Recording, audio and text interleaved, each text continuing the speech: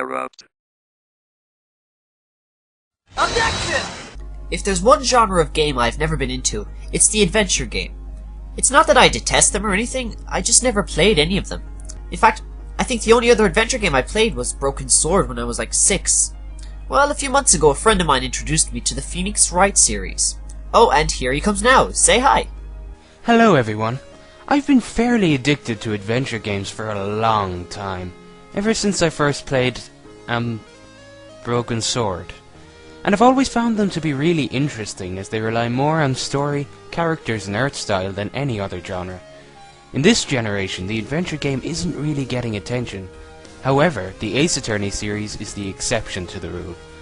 Anyways, I'm Haggard and Fang. And I'm Terra Corrupt for the Ace Attorney series review. And a boot to the head. Ace Attorney is a series heavily dependent on characters and their relationships. This works very well for its immediate story. For games 1 to 3 you play as Phoenix Wright, a defense attorney who has a knack for getting out of dire situations in court. In the 4th game you play as Apollo Justice, a similar defense attorney working under Phoenix Wright. I'll cover game 5 a bit later as it's unique. At any rate, as a defense attorney, it's your job to find your clients not guilty. However, you are not alone in this. In each game there's a sidekick at your side, and they're not your run-of-the-mill sidekick. In most cases, the sidekicks have more personality than the protagonist of their respective games. They also have strange trades, one of them being a spirit medium, the other a magician. They are always at your side rooting for you, and often help you make the final turnabout in each case. The attention to building up the relationships of the characters and the individual personalities serves for many of the biggest plot twists of the series. This is not just your average wishy-washy court, it's a court in which drama and thrills are commonplace. Some of these moments will leave you laughing and smiling, while others are truly crushing and unexpected. While in some cases you're given the guilty party from the get-go, in others the plot will have you scratching your head until the last moments. Some cases don't even wrap up the entire story of the case, and instead that story spans the entire game, making you want to continue playing until you've solved everything. All in all, the stories to these games are akin to that of a really good mystery novel. The murders themselves can get a little outlandish with a lot of coincidence, but that just adds to the game's charm. In the 5th game, Ace Attorney Investigations, you play as District Prosecutor Miles Edgeworth, who has just returned from a trip abroad. Except in this game he is out of the courtroom and into the field, eager to investigate the crime scene and discover the true perpetrator of the unfolded events. This includes interrogating witnesses and recreating crime scenes. Overall, the story is one of the most connected in the entire series in terms of each case's relevance to each other, leading to an epic final confrontation that the series is well known for. The characters all fit right at home in the Ace Attorney series, all showing unique personalities and quirks, like the rest of the games. Ace Attorney Investigations truly holds up as a true entry to the overall plot of the series, complete with twists that will make even the hardened Ace Attorney fan geek out. While the game didn't focus much on the titular character, it brought some really interesting cases that only an Ace Attorney game could deliver, and added Edgeworth's more prim and proper personality to make it for a more unique title in the series. Ace Attorney is an adventure game, but not your average run-of-the-mill adventure game. In fact, the term adventure game is really just a term, as this game more or less created its own genre. In games 1 to 4, you are either in a courtroom defending your client, presenting evidence and pointing out contradictions in witness testimonies, or you are out in the field, traveling to different locations in search of new evidence and witnesses. All this is done in a text-based format and prompt system. When the witnesses finish their testimony, you then cross-examine them. You do this by going through each statement made and presenting any evidence that contradicts what they're saying, causing them to come up with a new testimony which may or may not be the truth. But if you pick the wrong evidence, the judge will penalize you and you will lose some of your life. If nothing seems contradictory in their testimony, you can then press them for more information on any of the statements you want, until you find something contradictory to latch onto. In the 4th game, Apollo Justice, Apollo has a brace that he can use in court to pick out people's nervous twitches to see what they're lying about. On the field, it's like a classic adventure game. You choose your location and, depending on if someone is there or not, you can present evidence just like in court, and of course talk to them.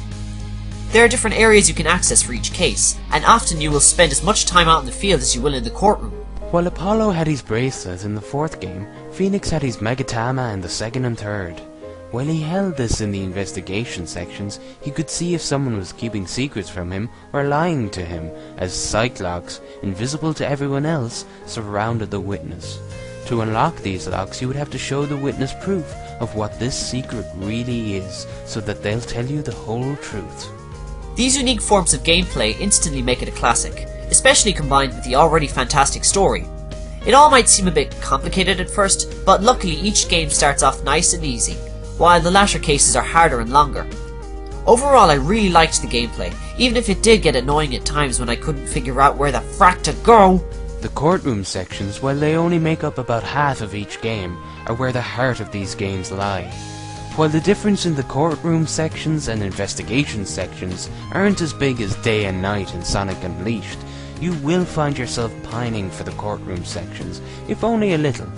However, the investigation sections are where you really get to know the characters before you turn up the heat in the courtroom. In Miles Edgeworth, the gameplay entirely consists of investigating. However, it differs from that in the previous game. Miles is able to walk for the first time ever, so this enables him to travel around crime scenes at will, and find evidence yourself. Finding evidence may sometimes prompt your inner logic. You can then combine two pieces of logic to find a new truth and advance the plot. As well as this, you may present evidence to freaking evidence itself, with a deduce feature. Something that is unique to this game are rebuttals. Well, I say they're unique, but they're basically exactly the same as cross-examinations, except they don't take place in a court situation. You must press at the right times and present the right evidence to find the truth of the case. The game retains the feel of the other 4 games' gameplay, while taking bold new steps in exploring how to handle the crime scene and interrogate witnesses. In my opinion, I think that the gameplay in Ace Attorney Investigations is actually better than the previous 4 games. It doesn't so much feel like a spin-off as a unique entry into the series. Everything from the previous games are here, but it also has added features to enhance the gameplay. I certainly agree with Tara that, gameplay-wise, this is the best in the series.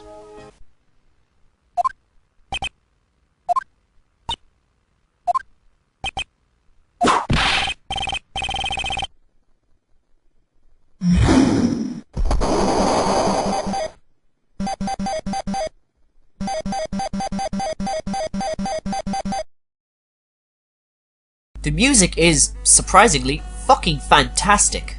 Well, then again, this is Capcom we are talking about. I did not expect such an awesome score. The music seems to retain its pure awesomeness while at the same time conveying perfectly the feel of the moment. I would hold the soundtrack up with the likes of anything Koji Kondo has produced. My favourite track would probably be Godot's theme, The Fragrance of Coffee.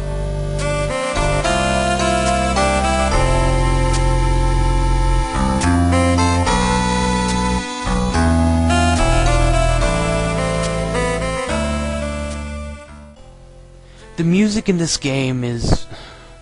wow. I want to say these games have the best OSTs of all time, but I know I'll be flamed for that, so I won't. These games have brilliant music throughout, and you'll find yourself randomly humming tunes from them. If I had to pick a favourite tune from the series, well, it's kinda hard, but I guess I'd say Pursuit Lying Coldly from Investigations.